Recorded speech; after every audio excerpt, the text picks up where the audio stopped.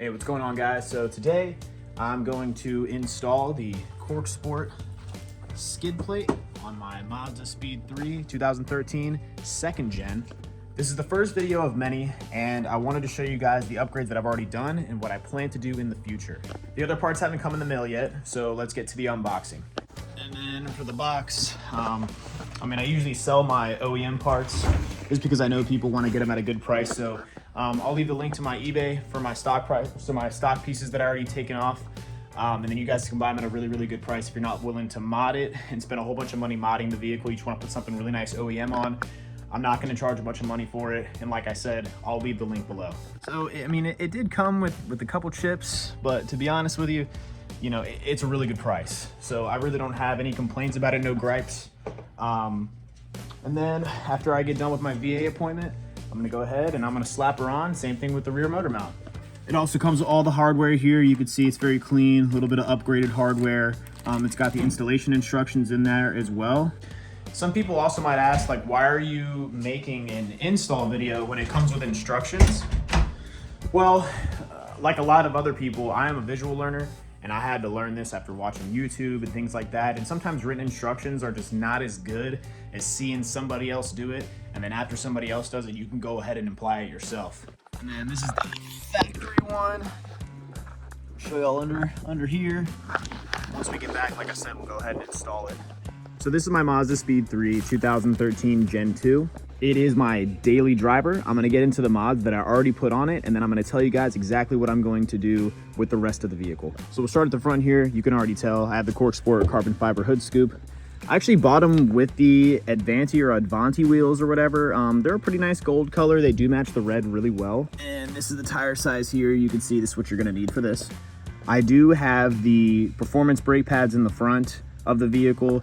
I didn't get them in the back yet, but as long as you bleed them properly, it's totally fine. It'll run totally smooth. And then I'm gonna get my drilled and slotted rotors pretty soon as well. If you look under here, you'll see that I have the BC Racing coilovers. They're the BR series, and I run them about 12 to 13 clicks from fully hard. We open up the vehicle here. You'll see that I have the Cobb access port. I am running a stage 1 93 tune right now, and I'm gonna pop the hood for you. I do have the Cobb SF intake. It's really great if you're trying to get that whoots sort of sound.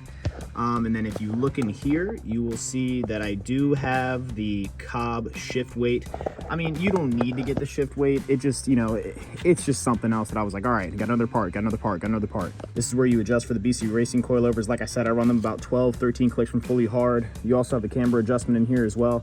Very, very simple install. I did use Dawn dish soap to sort of fit it in the wheel hub, and that seemed to work like a charm. Sweet stickers, you got to put them on. And then I have the full 3-inch second gen catback exhaust from Cobb as well. It sounds amazing, and I highly recommend for anybody to buy this, or the CorkSport one or the MagnaFlow one. They're all really great, and they're all a super simple process for install. So my Mazdaspeed, that is my daily. I don't plan on making it uncomfortable. I wanted to give it just a little bit of extra power, but not take away from the comfort aspect of the car. So I'm only really running maybe about 6 or 7 different modifications to it. It's lowered, it sounds really good. A little bit of, cosmetic things going on. But the tune is the biggest thing. If you don't have the tune, it's kind of pointless to start doing things to the engine because everybody wants to put all the sweet parts on. But if you don't have the maps for it, it's kind of a waste. And for what is left, I do have a couple things I want to do. One of them is going to be put a new steering wheel in. The steering wheel right now is in pretty nice condition, but I just want something a little bit more sporty. I'm gonna get, the nice engine dress up sort of pieces. I got a front lip coming in. And then as for performance, I have the new intercooler coming in. I have a bypass valve coming in, the boost solenoid, the 3-port, even though I'm probably only gonna use 2. And just a couple other things like that, like the fuel internals, etc. Because you can't run a really big tune or start really jamming a lot of power into the engine unless you have the bigger fuel internals. You're gonna run lean, you're gonna blow the engine up. It's gonna be a lot of issues. I also forgot to mention that I did order a catch can. So when I do run the stage 2 tune, I put all the pieces in it. That'll just be another sort of safety feature that I would want as well. I wanna make sure, one, that my vehicle is not running lean. That's why I got the exact kit. And then for the maps, they're already on the access port like I just mentioned in the last video. So you gotta make sure that all those things are in line. You can't just put stuff on your car and then be like, oh, it's good to go, it's faster now. You're gonna blow your shit up. or something really bad's gonna happen, especially if you don't have the fuel internals. You're really gonna suffer. All right, so we'll open it up. This is the skid plate from CorkSport right here. We're also going to install the Cobb rear motor mount. I know this is gonna give me some more vibes, but to be honest with you, it'll break in after about 1,000 miles and it'll be fine. I also want it to be a nice smooth shift between first, second, and third, so you're really not gonna get that unless you upgrade the motor mounts. I mentioned this in the unboxing, but the instructions and the hardware in here, and I want to give another disclaimer. If you're trying to fix your car, mod your car, put new parts on it, whatever you wanna do, there are a couple essential things that you must do each time. One of those things is make sure you have the proper tools. If something has a torque it, okay? There is nobody here that can guess what 70 foot-pounds is off the top of their head. Not even experienced mechanics can do it. They can probably get close, but there's no such thing as having an exact number unless you have a torque wrench. Don't just jack your car up with a jack. Get jack stands. The hydraulics can fail and you will die. So do not do that. If you're not a mechanic and you put a whole bunch of upgrades on your car, take it to someone who knows better than you. There are a lot of people that put a lot of shit on their car and then they're like, oh man, like I could do all the work myself, I'm independent, blah, blah, blah, and they end up just breaking a whole bunch of shit because they never brought it to somebody to tell them like, hey, I put all this shit on it, how's my car looking? That shit is super recommended. Like I said, I'm not a mechanic, so I don't want to tell you guys to do whatever.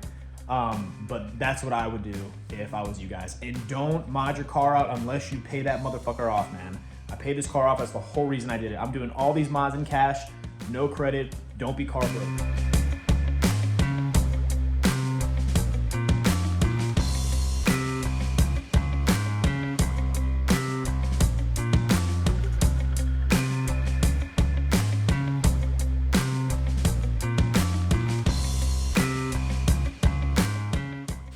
Now that you can see that the vehicle's jacked up, I have a jack stand on one side. I'm gonna put the other jack stand on the other side.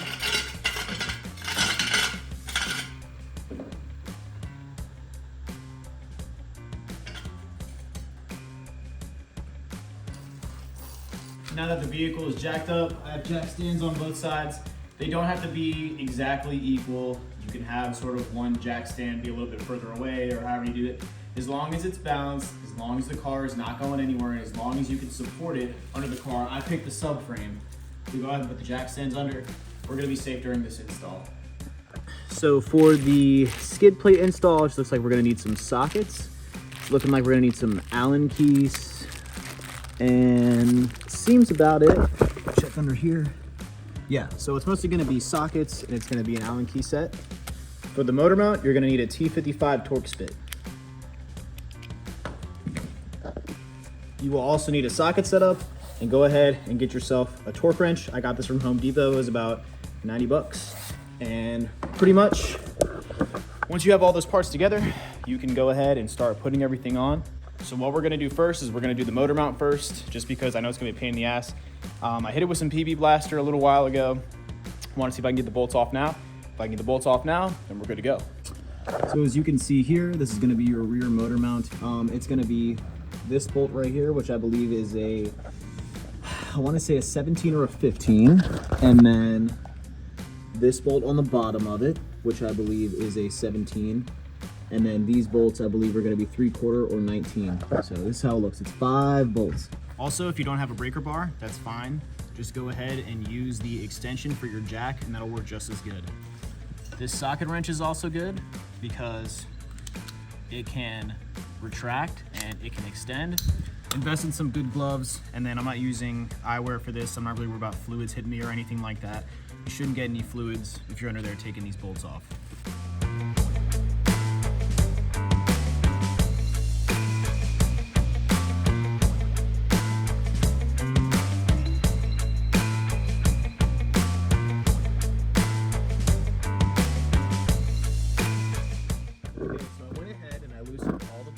So you can see they're not snug on there. This bolt right here, don't take that all the way out. You can complete this install if you take it all the way out, but it is going to be a big pain in the ass. You just want to be able to slide it down. Once you get this bolt out and you get this bolt out, then the motor mount should be free. And then once these two are out, you're just going to go ahead. You're going to take something probably non-metallic, or you can use your hands if you're strong enough. I'm just going to pull it this way. Okay, so once you've got this loosened up, this one will just come on out, just like that. The solar bolt here, I'm gonna go ahead, see how it's nice and, this one's nice and loose now. So now this motor mount is nice and loose. Take all these out. Quick, put it on the ground right next to there. And I'll just get my ratchet because I gotta use my other hand to hold my cell phone to make this video.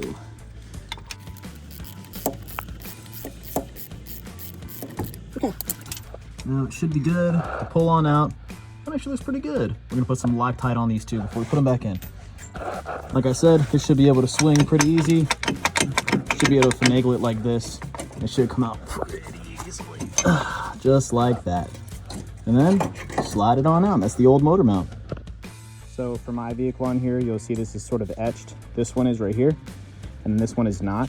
So we're gonna be replacing this one, and then we're gonna keep this one back in the car. Now here we are, we're almost finished up. It's pretty quick, pretty painless. We're gonna keep this one.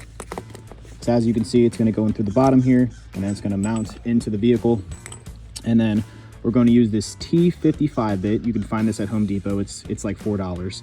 And we're going to use our torque wrench. We're going to set the torque to 70 foot-pounds. Another very important tip is to get some Loctite. The red one is just fine. Everybody always says, use blue, use blue. I was in the military for 5 years. We used Loctite all the time, and it was red. We also used torque stripe. I don't have any torque stripe. I know what I'm putting my torque at. I'm gonna go through and make sure all the torques in a week are exactly the same. And if they're the same, then we're good to go. Use Loctite, 100%. What you're gonna do is just put a little bead in the middle here, and then you're gonna go on up, and then you go ahead and fasten her in. So if you're new to working on cars or working on anything where you need torques, you're gonna have to use a torque wrench. I'm gonna show you guys how to use one right now. So I already have it lined up at 70 foot-pounds. See the 0 and then the 7 right there, the 7-0. So I'm gonna pull it all the way back just to show you what it looks like to set it right. So right now it's set at, I wanna say 29 foot-pounds, right? You're gonna pinch down on this little lever, and then you're just gonna turn it to the right. Almost at 70. So right here, a lot of people don't pay attention to these numbers. So this is actually at 68 foot-pounds right here. You want to turn it. When you hear it lock like that, that's how you know you're at 70 foot. Oop, went to 9. That's better. All right. When you see it sort of lock in, it can't move, it's at 70 foot-pounds now. When you're done locking everything in, it'll kind of go. That's how you know that you're good to go. Y'all are getting a lot more than an install video. Y'all are learning how to use tools, what tools to use, Loctite, the whole 9 yards. So just follow this, everything will be perfectly safe. Okay, so what we're gonna do is we're just gonna slide her in there. Oh gosh, this better be a pain in my ass. Oh, there we go. Okay, I'm doing this one-handed, so. There we go. All right, she is in there. She's sturdy, and then we got to make sure that it lines up. That's good enough for right this second. So then we're gonna put this in just like this. We're gonna loosely install the bolts right here, and then we'll get down to torquing them. So for the Loctite, this is how I do it. I go ahead, I just get a little bead on there, just like that. Oh, I'm doing this. I got gravity working against me right now, so. All right, so I started about there, about halfway to, and I just follow all the way up. Just a little line. Let me see if you can see it, just like that.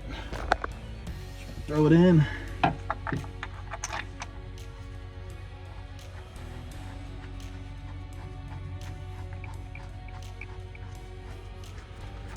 I'm gonna do that for all the bolts, so if you wanna skip this portion of it, you are more than welcome to do so. Our last one. Shove it right in this hole. I don't know if you see my hands right here. Let's see if I got it. Push right. There we go. Now she's in. And we're just gonna tighten it on up. We're gonna get these snug. We're not gonna get them torque snug. We're just gonna tighten them in to where they need to go.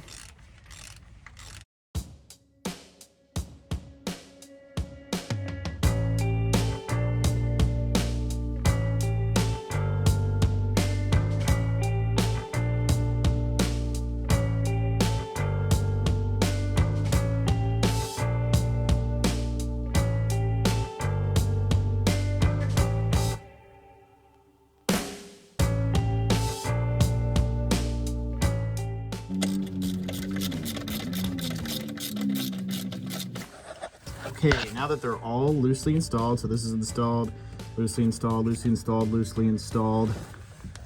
This bolt is loosely installed. We're gonna monkey wrench all these down, and then we're going to torque this, and we're gonna torque this to 70 foot-pounds.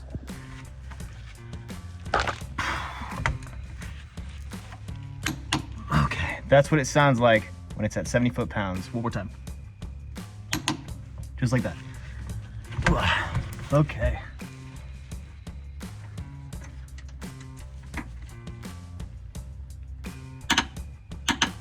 Okay. It's torqued on, she's solid. We're ready to install our skid plate.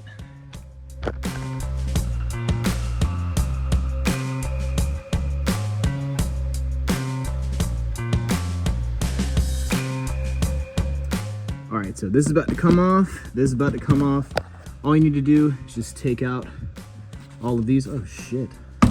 Okay. Take all these out, you'll be ready to go. So all these are nice and taken out, except for this one. You can see my foot. But yeah, apparently somebody didn't give a shit about this car. Just put a bunch of random ass shit in here. Okay, so the bolts and screws around the border are good to go. Now we need to hit this, this, and this. I'll show you a little zoom out. It's gonna be these 3 spots right here. We're gonna hit them with a 10mm, and then we should be ready for the next one. Okay, it is completely uninstalled. I'm gonna go ahead, I'm gonna wipe down the underside of this, make it look a little bit prettier, and then I'm gonna go ahead and install the skid plate. All right, so I got the 4 big bolts in, loosely installed. The fattest bolt is going on the left side, as if your feet are towards the engine of the car. And then the other 3, you can see them all lined up. They kind of go in size order in a way. So for the next part, you're gonna wanna go and put the old, I guess I forgot their name, but like the clips in. You're gonna put the old clips in and 2 OEM screws. I did it on this side and I did it on the other side. I cut the back too. On the edges, not completely screwed in yet, but yeah, on this side next to the tire and on the other side as well. And then you're gonna put these screws on the bottom with the spacer in the middle. It'll just go right into where it mounted previously. And then for the front part, this screw, lightly install those. Go ahead and grab 5 of the OEM screws. These are gonna be smaller, and then these are gonna be fatter. And just loosely install those as well. Once you're all done and everything is all nice and in, because you will have to sort of play with a few of these things to make sure that all the screws and the bolts will go in. You just wanna go on back through with your Allen key and hit all these.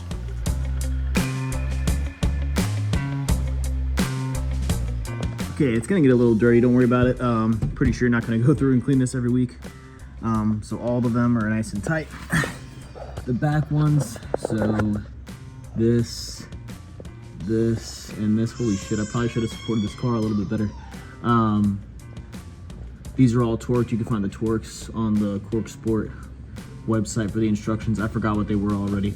I just looked it up, but yeah, go ahead and look those up online. And then you're ready to lower the car. Old skid plate and splash guard. And then old motor mount. This thing's actually a lot heavier than the other one too.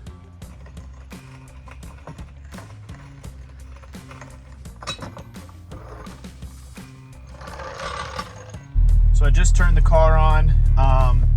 Everybody was complaining online about the rear motor mount getting like extremely bad vibrations. This is not that bad, and the car is cold. So I mean,